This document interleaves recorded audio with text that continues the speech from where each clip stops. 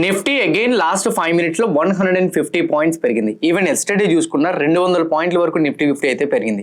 4 నుంచి 5 రోజుల ముందు ఆల్రెడీ మనం ఒక వీడియోలో డిస్కస్ చేసుకున్నాం. F&O ట్రేడర్స్ కి ట్రేడింగ్ టైమింగ్ అనేది ఎక్స్టెండ్ చేస్తున్నారు. 3:15 కి F&O ట్రేడింగ్ నార్మల్ గా ఎండ్ అయిపోతుంది, మళ్ళీ తర్వాత మళ్ళీ స్టార్ట్ అవుతుంది 3:40 వరకు ఉంటుందని. అసలు దాని గురించి క్లియర్ గా మళ్ళీ చెప్తాను. కొంతమంది నిన్న యూట్యూబ్ లో కామెంట్ చేశారు, క్లియర్ గా దీని గురించి ఇన్ డీటెయిల్ గా ఎగ్జాంపుల్స్ తీసుకొని చెప్పు. అండ్ అలానే మార్నింగ్ ప్రీ మార్కెట్ లో మళ్ళీ ఎక్స్ప్లెయిన్ చేశాను, మార్కెట్ ఓపెన్ అవ్వక ముందే ఎక్స్ప్లెయిన్ చేశాను.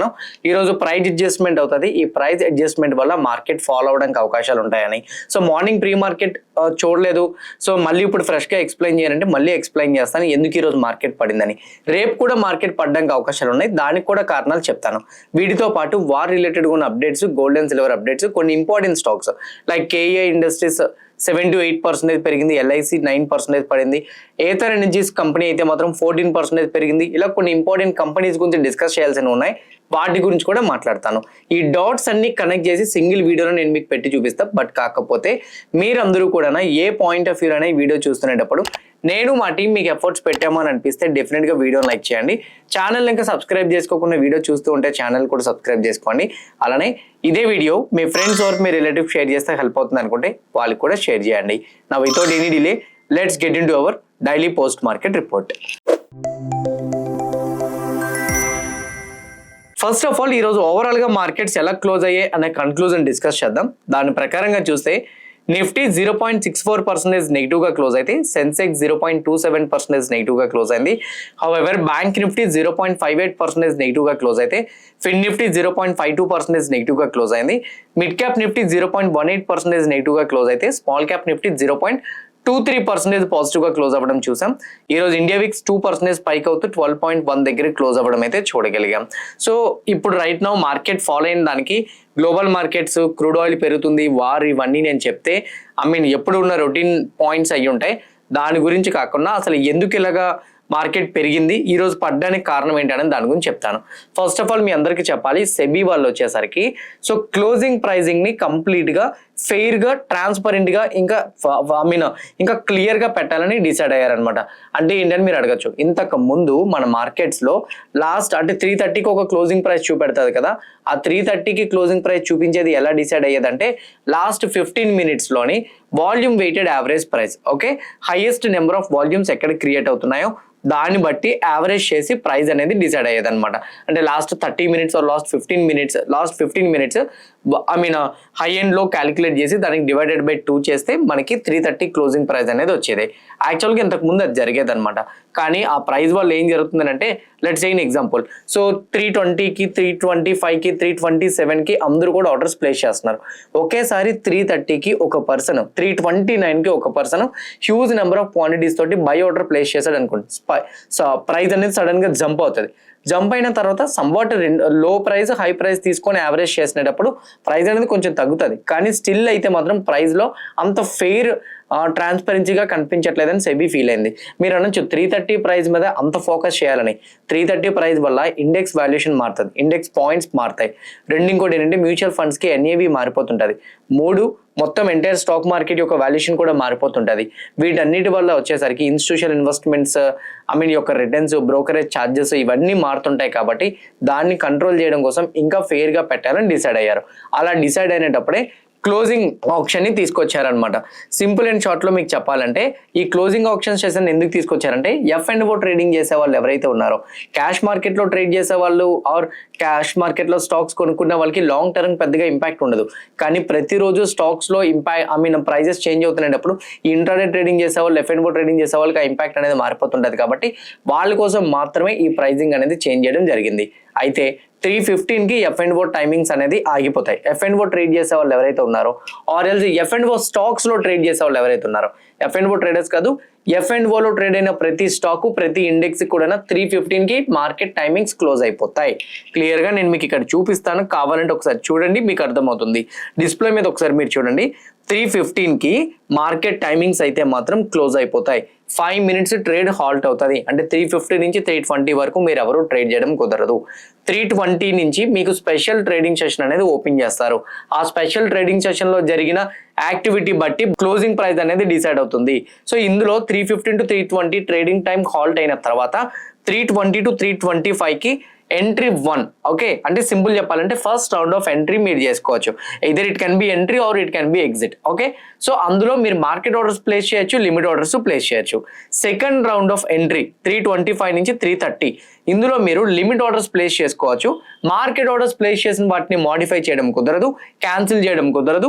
లిమిట్ ఆర్డర్స్ ని ప్లేస్ చేసి వాటిని క్యాన్సిల్ చేసుకోవడం, వాటిని మాడిఫై చేసుకోవడం మీరు చేయొచ్చు. ఇదేంటి 320 నుంచి 325, 325 నుంచి 330 వరకు.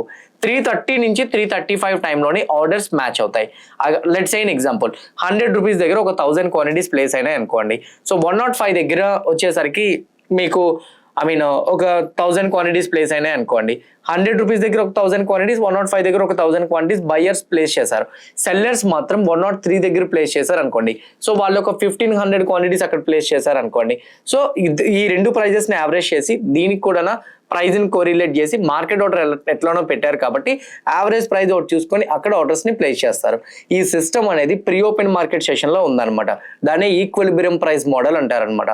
ఈక్విలిబ్రియం ప్రైస్ మోడల్ అంటే టోటల్ బై ఆర్డర్స్ ని తీసుకొని టోటల్ సెల్ ఆర్డర్స్ ని తీసుకొని హైయెస్ట్ ప్రైస్ దగ్గర ఎక్కడైతే యావరేజబుల్ గా ఏ ప్రైస్ దగ్గర అయితే మాత్రం ఎక్కువగా ఆర్డర్స్ క్రియేట్ అయినాయో ఆ ప్రైస్ ని క్లోజింగ్ ప్రైస్ కింద డిసైడ్ చేస్తారు.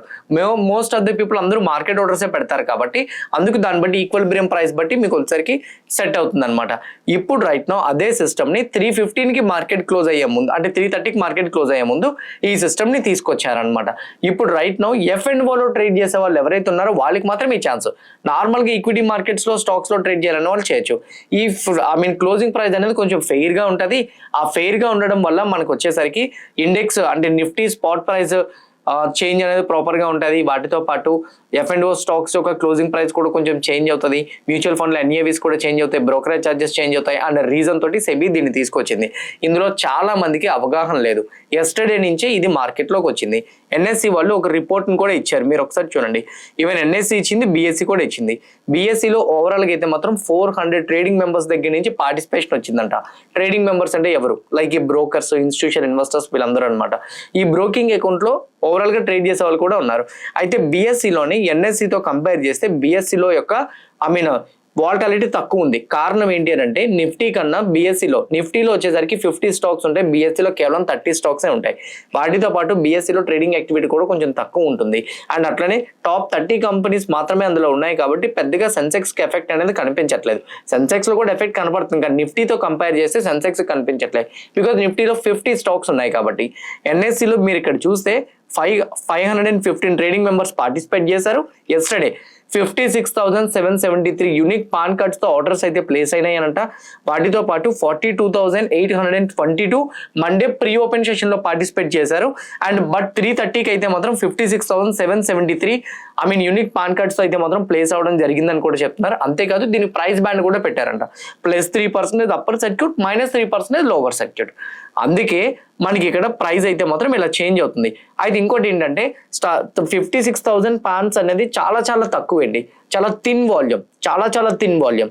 అంత థిన్ వాల్యూమ్లోని మోస్ట్లీ ప్రైజెస్ అనేది వాలటైల్ గా రియాక్ట్ అవుతూ ఉంటాయి.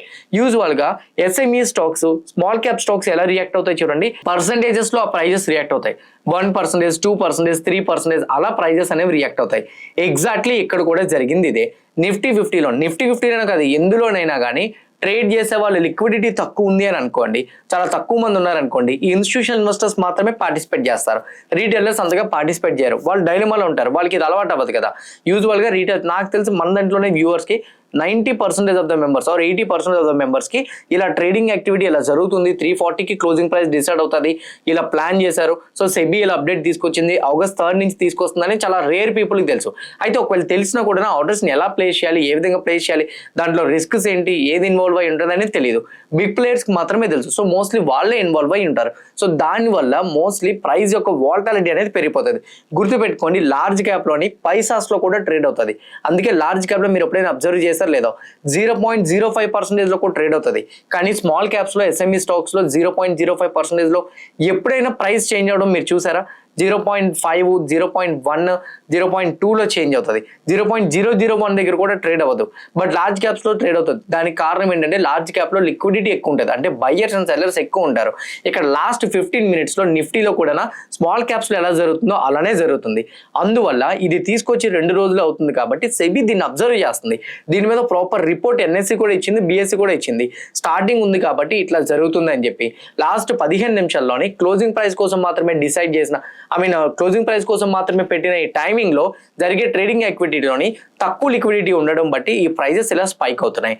అప్పుడు ఈ ప్రైజెస్ స్పైక్ అవుతున్నప్పుడు ఫ్యూచర్స్ లో ప్రైజెస్ అనేది స్పైక్ అవ్వట్లే. ఒక్కసారి నిఫ్టీ 50 చూడండి, ఒకసారి స్క్రీన్ మీద చూడండి. నిఫ్టీ 50 ఏమో 24,464 నుంచి 24,614కి వెళ్ళింది. కానీ ఫ్యూచర్స్ ఎంత ఉందో చూడండి. ఫ్యూచర్స్ వచ్చేసరికి 24,556. యూజువల్ గా స్పాట్ అనేది ఫ్యూచర్స్ కన్నా తక్కువ డిస్కౌంట్ లో ట్రేడ్ అవుతుంటది. కానీ ఎప్పుడైతే ఫ్యూచర్సే స్పాట్ కన్నా తక్కువ డిస్కౌంట్ లో ట్రేడ్ అవుతుందో price adjustment next day market hours లో జరుగుతుంది. అదే ఈ రోజు జరిగింది. ఫ్యూచర్స్ కి డైరెక్ట్ గా ఈ స్పాట్ ప్రైస్ సింక్ అవ్వాలంటే స్పాట్ అనేది ఫాలో అవ్వాలి. నిన్న ఏ స్టాక్స్ లో అయితే మొమెంటం వచ్చిందో ఆ స్టాక్స్ అన్నింటిలో కూడా మార్నింగ్ నుంచి ఫాల్ వచ్చింది. మీరు చూస్తే హెచ్డిఎఫ్సి బ్యాంక్ మార్నింగ్ నుంచి కరెక్షన్ రావడం స్టార్ట్ అయింది. నా ఐసిఐసిఐ బ్యాంక్ చూడండి మార్నింగ్ నుంచి డిప్ అవడం స్టార్ట్ అయింది. Where it comes to Kotak bank morning నుంచి డిప్ అవడం స్టార్ట్ అయింది. Where it comes to axis bank morning నుంచి డిప్ అవడం స్టార్ట్ అయింది. ఎస్బీఐ కూడా అలానే డిప్ అయింది. Where it comes to Infosys company almost 1% dip అయింది. టీసీఎస్ కూడానా. సో కొంచెం మీకు డిప్ అవడం స్టార్ట్ అయింది చూసారా. ఎందుకు ఫాలో అయినాయి? బికాజ్ ఆ లాస్ట్ 30 minutes ప్రైస్ అడ్జస్ట్మెంట్ చేయడం కోసం అన్ని వెయిటెడ్ స్టాక్స్ ఫాలో అవ్వబట్టి నిఫ్టీ 50లో కూడా ఆ కరెక్షన్ కనిపించింది. స్పాట్ కి ఫ్యూచర్స్ కి రెండు ఈక్వల్ చేయాలంటే స్పాట్ లో డ్రాప్ రావాలి కదా. అందుకే నిఫ్టీ స్పాట్ లో ఈ కరెక్షన్ అనేది వచ్చింది. ఒక పక్క వచ్చేసరికి వెయిటెడ్ స్టాక్స్ అన్నింటిలో కూడా డిప్ రావడం, on the other side HDFC bank, Reliance పడ్డానికి సపరేట్ రీజన్ ఉంది. ఇదే మూవ్మెంట్ లోని రిలయన్స్ లాంటి స్టాక్స్ మళ్ళీ పడ్డంతో దీన్ని కొంచెం డ్రాగ్ చేస్తూ నిఫ్టీ 50 లోవర్ సైడ్ వచ్చింది. ఈ రోజు కూడా నిఫ్టీ ఎంత క్లోజ్ అయింది అని అంటే లాస్ట్ 15 minutes క్యాండిల్ మీరు తీసేసి 24,464 దగ్గర క్లోజ్ అయింది అనేటట్టే మనం కన్ఫర్మేషన్ చూసుకోవాలి. రేపు ఒకవేళ గ్యాప్ అప్ ఓపెన్ అయినా, ఈ రోజు కూడా నిఫ్టీ గ్యాప్ అప్ ఓపెన్ అయింది. ఎక్కడ ఓపెన్ అయింది? 24,664 నార్మల్గా అయితే. ఎస్టర్డే క్లోజింగ్ ప్రైస్ ఎక్కడ ఉంది? 24,572. దాని ప్రకారంగా చూస్తే గ్యాప్ అప్. కానీ లాస్ట్ 15 minutes క్యాండిల్ బట్టి చూసుకుంటే నిఫ్టీ గ్యాప్ డౌన్. బట్ ఆ ఫాల్ ఎందుకు వచ్చింది? బికాస్ ఎస్టర్డే లాస్ట్ 15 minutes లో ప్రైస్ అడ్జస్ట్మెంట్ వల్ల అది రావడం బట్టి నెక్స్ట్ డే ఆ ప్రైస్ అనేది కొంచెం సెటిల్ అయింది. ఓకే, నెక్స్ట్ డే ఓపెన్ అయిన తర్వాత రేపు కూడా ఇలానే గ్యాప్ డౌన్ తో ఓపెన్ అవుతుంది. ఇప్పుడు మీకు అర్థమైంది కదా, ఎక్స్పైరీ అనేది ఒక పక్క లీడ్ చేస్తుంది, ఇంకో పక్క వెయిటెడ్ స్టాక్స్ ఫాలో అయినాయి. On the other side Reliance లాంటి కంపెనీస్ కూడా ఫాల్ కి సపోర్ట్ ఇవ్వడం బట్టి నిఫ్టీ 50లో డ్రాగ్ చూసాం. కొత్తగా ఉండేటప్పుడు ఇలానే ఉంటుంది. నేను మీకు ఇచ్చే suggestion last 15 minutes 20 minutes F&O trading కోసం ఏదైతే ఓపెన్ చేశారో అందులో ట్రేడ్ చేయడానికి ప్రయత్నించద్దు. ఇంకోటి ఏంటంటే ప్రీమియమ్స్ కూడా రియాక్ట్ అవ్వవు. కొంతమంది నిన్న కూడా వీడియోలో పెట్టారు ప్రీమియం రియాక్ట్ అవ్వట్లేదని. స్పాట్ ప్రైస్ లాస్ట్ 15 నిమిషాలు యూజువల్గా దివాళీ ట్రేడింగ్ మీరు చూసే ఉంటారు కదా, దీపావళి ట్రేడింగ్ కి ముహూర్త్ ట్రేడింగ్ స్టార్ట్ అవుతుంది. ముహూర్త్ ట్రేడింగ్ లో ఎప్పుడైనా కానీ మీకు ఎక్కడైనా కానీ ప్రీమియమ్స్ చేంజ్ అయినట్టు కనిపించినాయా? నిఫ్టీ గ్యాప్ అప్ తో ఓపెన్ అవుతుంది. ఒక 1% 0.5% గ్యాప్ అప్ తో ఓపెన్ అవుతుంది. కానీ ప్రీమియమ్స్ రియాక్ట్ అవ్వవు. బికాస్ ఒక 30 minutes ట్రేడింగ్ టైం ఉండేటప్పుడు 1 hour లో ట్రేడింగ్ టైం ఉండేటప్పుడు ఆ టైంలో అసలు రియాక్ట్ అవ్వదండి ప్రీమియమ్స్ అనేవి. ఎగ్జాక్ట్లీ లాస్ట్ 15 minutes లో కూడా ఈ మూమెంటం రావడం వల్ల మనకి ప్రీమియమ్స్ రియాక్ట్ అవ్వట్లేదు. మరుసటి రోజు మళ్ళీ అడ్జస్ట్మెంట్ అయిపోతాయి కదా.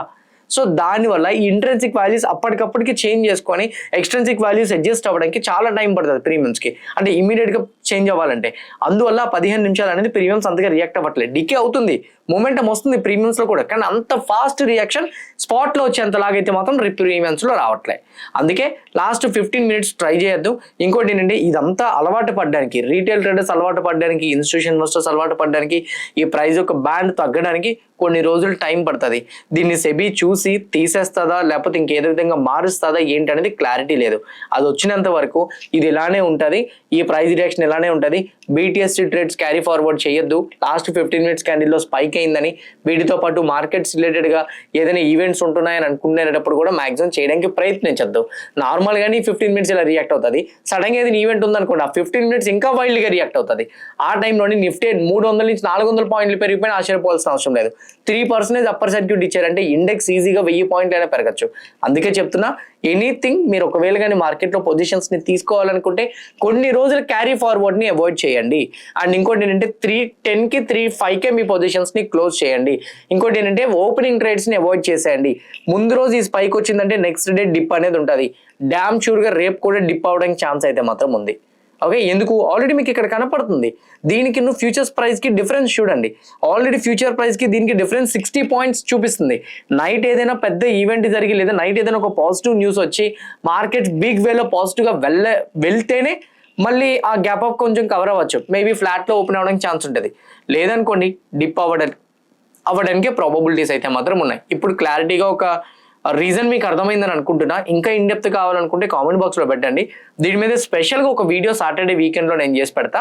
అప్పుడు మీకు ఇంకా బాగా అర్థమవుతుంది. Coming to other points, markets related గా ఈ రోజు రిలయన్స్ స్టాక్ ఫాలో అవడానికి కారణం ఏమైనా ఉందండి. గవర్నమెంట్ వచ్చేసరికి విండ్ఫాల్ ట్యాక్స్ విధించింది. విండ్ఫాల్ ట్యాక్స్ అంటే ఏంటి? పెట్రోల్ డీజిల్ మన ఇండియా నుంచి రిఫైన్ చేసి వేరే దేశాలకి పంపిస్తే వాటి మీద గవర్నమెంట్ ఎక్స్ట్రా ట్యాక్స్ వేసేదాన్ని విండ్ఫాల్ ట్యాక్స్ అంటారు. వాటికి రిలేటెడ్ గా మీరు ఇక్కడ చూస్తే డీజిల్ ఎవరైనా ఎక్స్పోర్ట్ చేస్తే ఒక లీటర్ కి ఇంతకు ముందు ₹15.50 పే చేయాలి గవర్నమెంట్ కి. ఇప్పుడు రైట్ నౌ అది 25.5 అంటే 25.5 రూపీస్. అండ్ వాటితో పాటు పెట్రోల్ 2.5 రూపీస్ పర్ లీటర్ నుంచి 3.5 రూపీస్ పర్ లీటర్ చేశారు. ఏటీఎఫ్ అంటే ఏవియేషన్ టర్బైన్ ఫ్యూయల్ వచ్చేసరికి 14.5 రూపీస్ నుంచి 22 రూపీస్ చేశారు. ఇందులో మేజర్ గా మన ఇండియాలోని పెట్రోల్ డీజిల్ ని ఏటీఎఫ్ ని ఎక్స్పోర్ట్ చేసే కంపెనీ రిలయన్స్. రెండోది ఇంకోటి ఏంటి అంటే ఇంకోటి వచ్చేసరికి సో లైక్ రిఫైనరీ కంపెనీస్ ఉన్నాయి కదా, ఐఓసీఎల్ ఇట్లాంటివి. ఐఓసీఎల్ చాలా తక్కువ మన ఇండియా సైడే ఉంది. బట్ రెస్ట్ వచ్చేసరికి కొన్ని అదర్ రిఫైనరీ కంపెనీస్ ఉన్నాయి, వాటికి రిలేటెడ్ గా ఎఫెక్ట్ అయితే ఉంటుంది. ఎక్కువగా రిలయన్స్ అయితే మాత్రం ఉంది. అందువల్ల ఈ డిప్ అయితే మాత్రం మనం చూడగలిగాం. నా సో రిలయన్స్ కూడా ఫాలో అవ్వబట్టి ఈ రోజు నిఫ్టీ నా డ్రాగ్ అయితే చూసాం. టెక్నికల్ గా నేను మాట్లాడే ముందు ఒకసారి గ్లోబల్ మార్కెట్స్ ని కూడా కన్క్లూడ్ చేసి మాట్లాడదాం. గ్లోబల్ మార్కెట్స్ పరంగా చూస్తే యూఎస్ మార్కెట్స్ కొంచెం మిక్స్డ్ లో ట్రేడ్ అవుతున్నాయి. Dow Jones 260 points positive, Nasdaq ఏమో 190 పాయింట్స్ పాజిటివ్. యూరోపియన్ మార్కెట్స్ వచ్చేసరికి ఇక్కడ 70 పాయింట్స్ పాజిటివ్ లో ట్రేడ్ అవుతుంది. ఎఫ్టీఎస్సీ 128 పాయింట్స్ 25 పాయింట్స్ పాజిటివ్ లో ట్రేడ్ అవుతున్నట్టు మనకు కనపడుతుంది. ఇండియన్ రూపీ పరంగా కమోడిటీస్ లోకి వెళ్ళి నేను చెక్ చేస్తే క్రూడ్ ఆయిల్ కరెంట్లీ 2.2% పెరుగుతుంది. బ్రెంట్ ఆయిల్ ఏమో 1.8% పెరుగుతుంది. క్రూడ్ ప్రైజెస్ రెండు కూడా స్పైక్ అవుతున్నాయి. యాక్చువల్గా క్రూడ్ ప్రైజెస్ మళ్ళీ స్పైక్ అవడానికి కారణం ఏంటంటే ట్రంప్ వచ్చేసరికి ఎస్టర్డే ఈవినింగ్ వార్నింగ్ ఇచ్చారు. ట్రంప్ ఇచ్చిన వార్నింగ్ ఏంటంటే అయితే ఇరాన్ డీల్ చేసుకోవాలి లేదా మాకు సరెండర్ అయిపోవాలి. ఈ రెండిట్లో ఏదైనా కానీ చేయకపోతే మాత్రం ఇరాన్ని మళ్ళీ ధ్వంసం చేస్తామని ట్రంప్ స్టేట్మెంట్స్ ఇచ్చారు. స్ట్రైట్ ఆఫ్ హార్మోజ్ లోని కంప్లీట్ గా మా కంట్రోలే ఉంటుంది. ఎప్పుడు కూడా ఇరాన్ కంట్రోల్ అయితే మాత్రం ఉండదు. ఇది జన్మలో కూడా జరగదు. వాళ్ళు ఇంకోటి ఏంటంటే న్యూక్లియర్ వెపన్స్ అయితే మాత్రం బిల్డ్ చేస్తామనే స్టేట్మెంట్స్ పాస్ చేస్తే మాత్రం నేను ఊరుకోనని చెప్పి ట్రంప్ అయితే స్టేట్మెంట్ ఇచ్చారు. కానీ మార్కెట్స్ లో ఎప్పటికీ కూడా పీస్ఫుల్ గా రియాక్ట్ అవ్వడానికి కారణం ఏంటి అని అంటే ద ఓన్లీ రీజన్ అటాక్స్ అయితే మాత్రం జరగట్లేదు.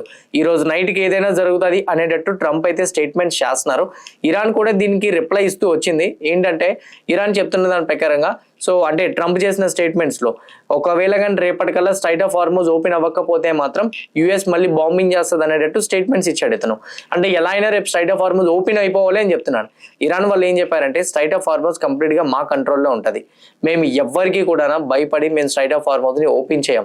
ఇంకోటి ఏంటంటే క్రూడ్ ఆయిల్ ప్రైజెస్ కానీ అంటే ఈ ఆయిల్ ప్రైజెస్ ఇవి కూడా మనకి ఇప్పుడు స్పైక్ అవుతున్నాయి కదా, కొంచెం 1% 2% స్పైక్ అవడానికి కారణం కూడా వీళ్ళిద్దరి మధ్య కూడా మళ్ళీ జరుగుతున్న little bit statements, aggressive statements markets ని ప్రెసెంట్ రైట్ నో కొంచెం ఫియర్ ని తీసుకొస్తుంది. అందులో క్రూడ్ ఆయిల్ అటాక్స్ ఇంకా జరగలేదు కాబట్టి మార్కెట్స్ లో పెద్దగా ఇంపాక్ట్ అనేది కుదరలేదు అనమాట. మనకైతే మాత్రం ఈ రోజు మార్కెట్ ఫాలో అవడానికి ప్యూర్ క్లోజింగ్ ఆప్షన్ సెషన్ వల్లే మార్కెట్ ఫాలో వచ్చింది.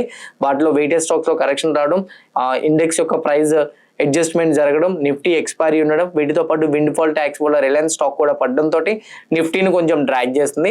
అండ్ అట్లనే రేపు మార్నింగ్ మనకి 10 o'clock ఆర్బీఐ ఈవెంట్ ఉంది.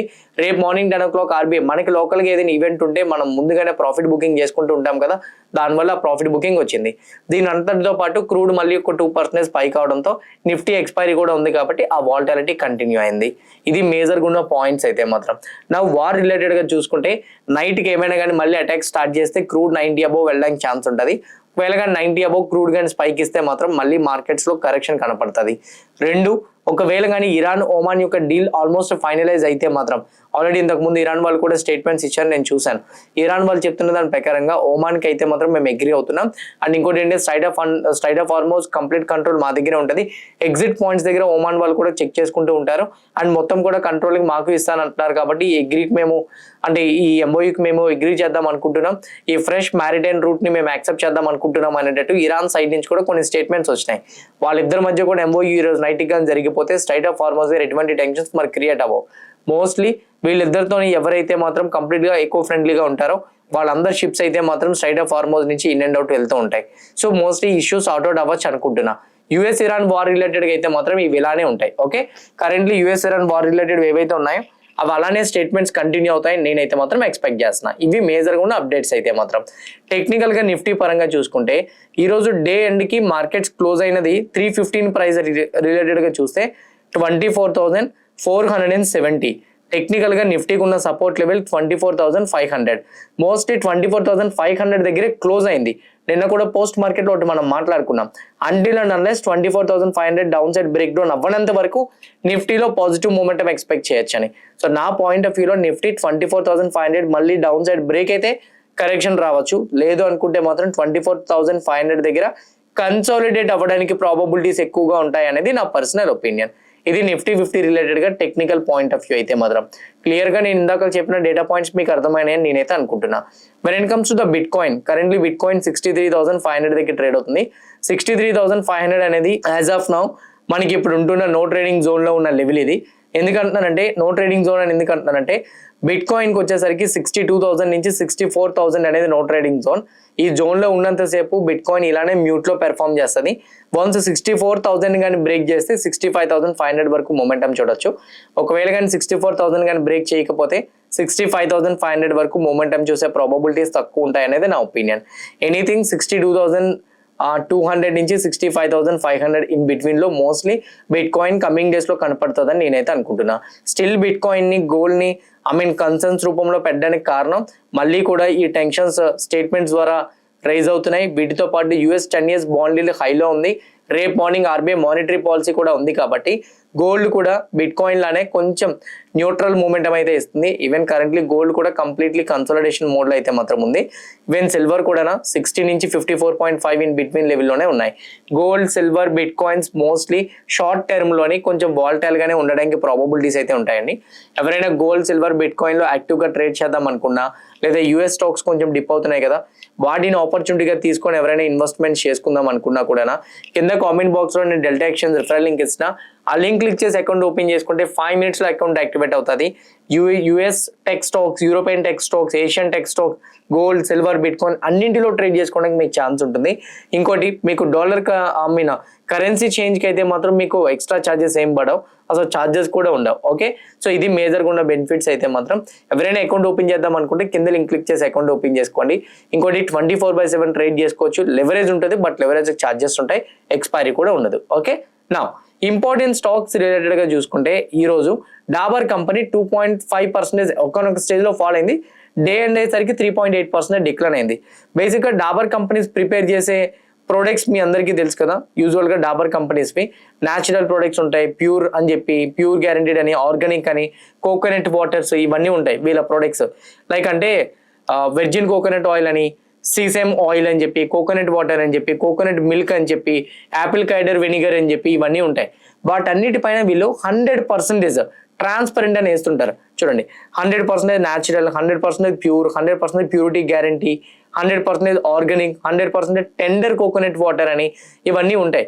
ఇప్పుడు FSSAI వాళ్ళు చెప్తున్న దాని ప్రకారంగా మీరు ఎక్కడ కూడా మీ లేబుల్స్ పైన డాబర్ రిలేటెడ్ ప్రొడక్ట్స్ లేబుల్స్ పైన 100% గ్యారంటీ అని చెప్పి ఉండకూడదు. ఈవెన్ ఇన్ఫాక్ట్ ఇప్పుడు ప్రెసెంట్ రైట్ నో స్టింగ్స్ ఉన్నాయి కదా, స్టింగ్స్ డ్రింక్స్, ఆ డ్రింక్స్ మీద కూడా 100% ఎనర్జీ డ్రింక్స్ అని వేయకూడదు. ఎక్కడ కూడా ప్రామిసిబుల్ ప్రమోషన్స్ చేయకూడదు, మీరు యాక్యురేట్ ప్రమోషన్స్ చేయకూడదు. ఎందుకంటే దాంట్లో ఏదో ఒక దగ్గర అయితే మాత్రం కొంచెమైనా కానీ మిస్ మ్యాచ్ అవ్వచ్చు. అందువల్ల మీరు ఎక్కడ కూడా 100% చేయొద్దు. మీకు 15 రోజులు టైం ఇస్తున్నాం. ఈ 15 రోజుల్లోపు మీరు కంప్లీట్ మీ లేబుల్స్ చేంజ్ చేయాలని డాబర్ పైన అయితే మాత్రం FSSAI వాళ్ళు ఒక రిపోర్ట్ ఇవ్వడం జరిగింది. అందువల్ల డాబర్ స్టాక్ లో ఈ రోజు ఈ డ్రాప్ అయితే కనిపించింది. చాలా మంది 100% లేబుల్ చూస్తుంటారు కదా, చూసినప్పుడు కొంచెం ట్రస్ట్ వస్తుంటది కదా, that is the first fear. రెండోది ఇంకోటి ఏంటి, లేబుల్స్ అన్ని మార్చాలంటే మళ్ళీ కూడా వీళ్ళకి ఆపరేషన్ కాస్ట్ మారుతుంది. సో దానివల్ల కూడా డాబర్ స్టాక్ లో కొంచెం కరెక్షన్ అయితే మాత్రం చూడడం కనిపించింది. LIC స్టాక్ లో ఇంతలా ఎందుకు కరెక్షన్ వచ్చింది? యాక్చువల్ గా సెబీ రూల్ ప్రకారంగా ప్రతి కంపెనీలో కూడా 75% మాత్రమే ప్రమోటర్ హోల్డింగ్ ఉండాలి, 25% పబ్లిక్ షేర్ హోల్డర్ ఉండాలి. LIC కంపెనీ మీద గవర్నమెంట్ ఆఫ్ ఇండియా వాళ్ళది అప్రాక్సిమేట్లీ 96.5% స్టేక్ అయితే మాత్రం ఉంది. ఇప్పుడు రైట్ నో ఈ 96.5% స్టేక్ ని 75కి స్లోగా గవర్నమెంట్ తగ్గించాలి. ఇంతకు ముందు 3.5% తో అయితే మాత్రం IPOకి రావడం జరిగింది. రెస్ట్ ఆఫ్ ద పర్సంటేజ్ ని ఆఫర్ ఫర్ సేల్ ద్వారా సేల్ చేయాలి. వీళ్ళు ఫస్ట్ ఏం చేశారనంటే అప్రాక్సిమేట్లీ 2.5% స్టేక్ ని మినిమం ఆఫర్ ఫర్ సేల్ కింద పెట్టారు. అది కానీ కంప్లీట్ అయిపోయి డిమాండ్ ఇంకా కనపడితే green shoe option. What is mean by green shoe option? నువ్వు 2.5% స్టేక్ నమ్మేస్తావు, ఎక్కువ మంది ఇంకా కొనడానికి వస్తున్నారని అనుకో, ఇంకో 4.5% స్టేక్ ని సెల్ చేస్తావు, అంటే మొత్తం 6.5%. ఈ రోజు ఓన్లీ నాన్ రీటైల్ ఇన్వెస్టర్స్ అంటే హెచ్ఎన్ఐ ఇన్వెస్టర్స్ కి, ఇన్స్టిట్యూషనల్ ఇన్వెస్టర్స్ కి ఓపెన్ చేశారు. ఈ రోజు ఓపెన్ చేస్తే 2.5% కంప్లీట్ అయిపోయిందంట. సో రేపు రీటైల్ ఇన్వెస్టర్స్ కి ఓపెన్ చేస్తారు. సో ఆల్రెడీ ఈరోజు కంప్లీట్ అయిపోయింది కాబట్టి గ్రీన్ షూ ఆప్షన్ కూడా ఓపెన్ అయిపోయింది. సో ఆల్రెడీ ఇన్స్టిట్యూషన్ ఇన్వెస్టర్స్ దాంట్లో ఇన్వెస్ట్మెంట్ చేయడం మొదలు పెట్టారు. సో రేపు రీటైల్ ఇన్వెస్టర్స్ కూడా దీన్ని డైరెక్ట్ గా బై చేసుకోవచ్చు. మొత్తం 6.5% కూడా స్టేక్ అయితే మాత్రం ఆఫర్ ఫర్ సేల్ ద్వారా సేల్ అయిపోతుంది. అయితే ఇక్కడ స్టాక్ ఎందుకు పడింది అంటే వీళ్ళు ఆ సేల్ చేసే ప్రైస్ అప్రాక్సిమేట్లీ 8% to 9% డిస్కౌంట్ లో ఉందంట. సో డిస్కౌంట్ ప్రైస్ తో వీళ్ళు సేల్ చేయబట్టి ఆ స్టాక్ అంతలా పడింది. ఇంకోటి ఆఫర్ ఫర్ సేల్ ద్వారా గవర్నమెంట్ ఆఫ్ ఇండియాకి 31,000 crore అయితే మాత్రం ఫండ్ రావడానికి అవకాశాలు ఉంటాయని కూడా చెప్తున్నారు. దానివల్ల ఎల్ఐసి స్టాక్ అయితే పడింది. కానీ నా పాయింట్ ఆఫ్ వ్యూలో ఎల్ఐసి స్టాక్ కి అంటే ఇప్పుడు present right now LIC insurances numbers కూడా తగ్గుతున్నాయి. నెంబర్ ఆఫ్ ఏజెంట్స్ ఉన్నా కూడా most of the people term insurance వైపు, లైఫ్ ఇన్సూరెన్స్ వైపు అండ్ వీటితో పాటు వచ్చేసరికి సమ్ అదర్ ఈ పాలసీ బజార్లో పాలసీస్ వైపు టర్న్ అవుతున్నారు. అందుకే ఎల్ఐసిలో మార్కెట్ షేర్ కూడా తగ్గుతుంది. అందుకే ఎల్ఐసి స్టాక్ అంత అండర్ పెర్ఫార్మెన్స్ లో ఉంది. సో ఎల్ఐసి స్టాక్ ని యాక్యురేట్ గా తీసుకునే పాయింట్ కరెక్ట్ కాదనేది నా ఒపీనియన్. ఓకే నా అంటే ఇప్పుడు ఇన్వెస్ట్మెంట్ ఆప్షన్ గా తీసుకోవడం కరెక్ట్ కాదనేది నా ఒపీనియన్. నా when it comes to Torrent power, ఈ స్టాక్ ఈ రోజు మనకి 3% వరకు రియాక్ట్ అవ్వడం అయితే చూడగలిగాం. టొరెంట్ పవర్ కంపెనీ 3% ఫాలో అవడానికి రీజన్ ఏంటి అని అంటే టొరెంట్ పవర్ కంపెనీ యొక్క ఎర్నింగ్స్ రిలీజ్ అయినాయి. వాటి ఎర్నింగ్స్ రిలేటెడ్ గా చూస్తే టాప్ లైన్ 7,900 నుంచి 8,124 టాప్ లైన్ ఇంప్రూవ్ అయింది. ఆపరేటింగ్ ప్రాఫిట్ మార్జిన్ 19% వీళ్ళు మెయింటైన్ చేస్తున్నారు. కానీ బోటమ్ లైన్ చూస్తే 742 crore నుంచి 662 crore డిక్లైన్ అయింది. సో బోటమ్ లైన్ డిక్లైన్ అవ్వడంతో మేనేజ్మెంట్ గైడెన్స్ కూడా ప్రాపర్ గా లేకపోవడంతో ఈ స్టాక్ లో మనం డిప్ రావడం అయితే చూడగలిగాం. కిమ్స్ కంపెనీలో ఈరోజు మనం ఒక్కొక్క స్టేజ్ లో 3.5% వరకు డ్రాప్ చూసాం. కిమ్స్ రిలేటెడ్ గా నెంబర్స్ కూడా రిలీజ్ అయినాయి. కిమ్స్ రిలేటెడ్ గా నెంబర్స్ రిలీజ్ అయిన వాటిలోని top line, bottom line, operating profit margins ని వీళ్ళు మెయింటైన్ చేసుకుంటూ అంటే చెక్ చేసుకుంటూ వస్తే 872 crore నుంచి 1182 crore టాప్ లైన్ అయితే మాత్రం ఇంప్రూవ్ అయింది. కానీ ఆపరేటింగ్ ప్రాఫిట్ మార్జిన్ చూడండి 22% నుంచి 19% డిక్లైన్ అయింది. వీటితో పాటు బాటమ్ లైన్ 85 crore నుంచి 37 crores డ్రాప్ అయిపోయింది. హెవీగా డ్రాప్ అయితే మాత్రం బాటమ్ లైన్ లో కనిపించింది. సో దానివల్ల ఈ స్టాక్ లో మనం డిక్లైన్ అయితే మాత్రం చూడగలిగాం. ఆన్ ద అదర్ సైడ్ ఈ రోజు మనకి కేఐ ఇండస్ట్రీస్ కంపెనీలో ఈరోజు అప్రాక్సిమేట్లీ మనకి 8 to 10% మొమెంటం కనిపించింది కదా. కేఐ ఇండస్ట్రీస్ యొక్క నెంబర్స్ కూడా రిలీజ్ అయినాయి. కేఐ ఇండస్ట్రీస్ నెంబర్స్ ఒకసారి మనం చెక్ చేసుకుంటే ఇక్కడ చూడండి టాప్ లైన్ అయితే మాత్రం 2,590 నుంచి 3,185కి వెళ్ళింది. ఆపరేటింగ్ ప్రాఫిట్ మార్జిన్ అయితే 10% నుంచి 12%కి వెళ్ళింది. 196 crore నుంచి 274 crore కూడా వెళ్ళింది. మేనేజ్మెంట్ గైడెన్స్ లో కేఈ ఇండస్ట్రీస్ వాళ్ళ యొక్క రెవెన్యూ ఫైనాన్షియల్ ఇయర్ 27కి 25% గ్రోత్ అవుతుందని, ఎక్స్పోర్ట్స్ అయితే మాత్రం 16 to 18% గ్రో అవుతాయని, మార్జిన్స్ 11 to 12% గ్రో అవడానికి ఛాన్సెస్ ఉంటుందని కూడా చెప్పారు. రెవెన్యూ సనంద్ ఫెసిలిటీ నుంచి అయితే మాత్రం వీళ్ళకి 200 crores Q1 లో వచ్చాయని, ఫైనాన్షియల్ ఇయర్ 27 ఎండ్ అయ్యేసరికి 3,000 crores అంటే వాళ్ళ సబ్సిడరీ కంపెనీ నుంచి రెవెన్యూ ఎంత డ్రాస్టిక్ గా పెరుగుతుందని అప్డేట్ కూడా ఇచ్చారు. అందువల్ల కేఈ ఇండస్ట్రీ కంపెనీస్ లో అయితే మాత్రం స్ట్రాంగ్ మూమెంటం చూడగలిగాం. ఐఆర్డిఏ కంపెనీలో ఈరోజు 2.5% డ్రాప్ కనిపించింది. ఎప్పుడైతే జెన్సోల్ ఇంజనీరింగ్ కంపెనీ వాళ్ళ 650 crore ఎన్పిఏ పెట్టేశారో అప్పటి నుంచి స్టాక్ లో డిక్లైన్ రావడమే మనం చూసాం. మీరు ఇక్కడ చూడండి టాప్ లైన్ 1947 నుంచి 2,248 టాప్ లైన్ బాగానే ఇంప్రూవ్ అయింది. ఫైనాన్షియల్ మార్జిన్స్ కూడా 16% నుంచి 19% ఇంప్రూవ్ అయింది. బాటమ్ లైన్ 247 నుంచి 338కి వెళ్ళింది. కానీ అసెట్ క్వాలిటీలో అంత ఇంప్రూవ్ రాలేదు. ఎక్స్పెక్టేషన్స్ కూడా ఈ కంపెనీ మీద ఎక్కువగా ఉన్నాయి. సో దానివల్ల ఈ స్టాక్ లో పెద్దగా మొమెంటం మనం చూడలేకపోయాం. ఏథర్ ఎనర్జీ కంపెనీలో 15% పైకి వెళ్ళింది కదా, హైయర్ సైడ్ మొమెంటం చూడగలిగాం కదా. ఏథర్ ఎనర్జీ నెంబర్స్ కంప్లీట్ గా పాజిటివ్ గా వచ్చినాయి. నెంబర్స్ రిలేటెడ్ గా చూడండి 645 నుంచి 1217 చాలా స్ట్రాంగ్ గా మూమెంటం ఇచ్చింది. 21% నుంచి ఆపరేటింగ్ ప్రాఫిట్ మార్జిన్ నెగిటివ్ నుంచి -2.7కి వచ్చింది. 178 crores లాస్ కాస్త 51 crores లాస్ కి రెడ్యూస్ చేసుకొని వచ్చారు. వీళ్ళు టాప్ లైన్ ఇంప్రూవ్ అవుతుంది, ఆపరేటింగ్ ప్రాఫిట్ మార్జిన్ రెడ్యూస్ అవుతుంది, బాటమ్ లైన్ కూడా మంచిగానే ఇంప్రూవ్ అవుతుంది. వీటితో పాటు ఈ కంపెనీ మీద సిఎల్ఎస్ఏ వాళ్ళు టార్గెట్ ప్రైస్ ని స్ట్రాంగ్ టార్గెట్ ని అయితే మాత్రం ఇంక్రీజ్ చేశారు. సిఎల్ఎస్ఏ వాళ్ళు చెప్తున్న దాని ప్రకారంగా ఈ కంపెనీ మేనేజ్మెంట్ లో అయితే మాత్రం కొన్ని పాయింట్స్ అబ్జర్వ్ చేశామని చెప్తున్నారు. దానికి రిలేటెడ్ గా 50,000 యూనిట్స్ అయితే మాత్రం కరెంట్లీ బుకింగ్స్ వస్తున్నాయని, కంపెనీకి అయితే మాత్రం ప్రొడక్షన్ కెపాసిటీ 35,000 ఉందని, ప్రొడక్షన్ కెపాసిటీకి మించి వీళ్ళకి ఆర్డర్స్ రావడం అనేది కంపెనీ డిమాండ్ ఎంతలో ఉందని మనకి క్లియర్గా అర్థమవుతుంది.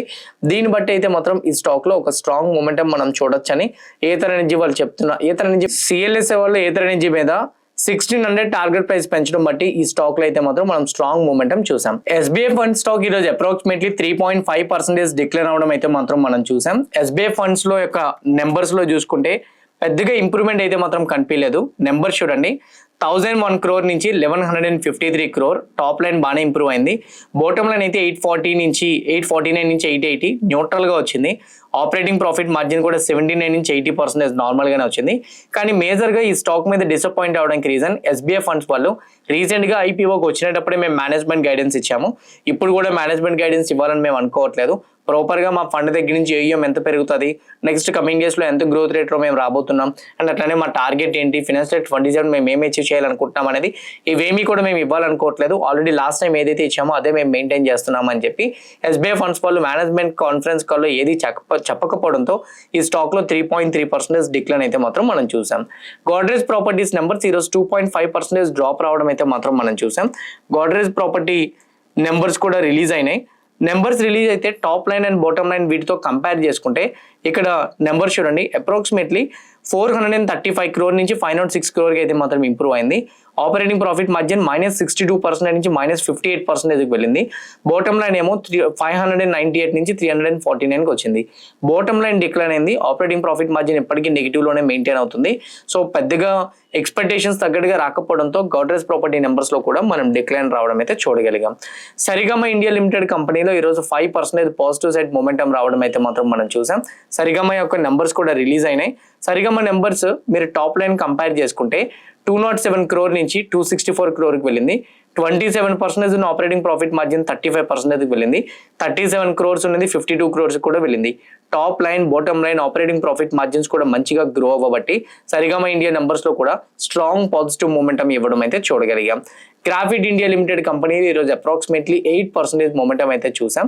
గ్రాఫిట్ ఇండియా నెంబర్స్ ప్రకారంగా క్యాలిక్యులేట్ చేసుకుంటే గ్రాఫిట్ ఇండియా నెంబర్స్ లాస్ట్ టైం తో అయితే మాత్రం ఇక్కడ చూడండి, నెంబర్ 665 crore నుంచి 842 crore వెళ్ళింది.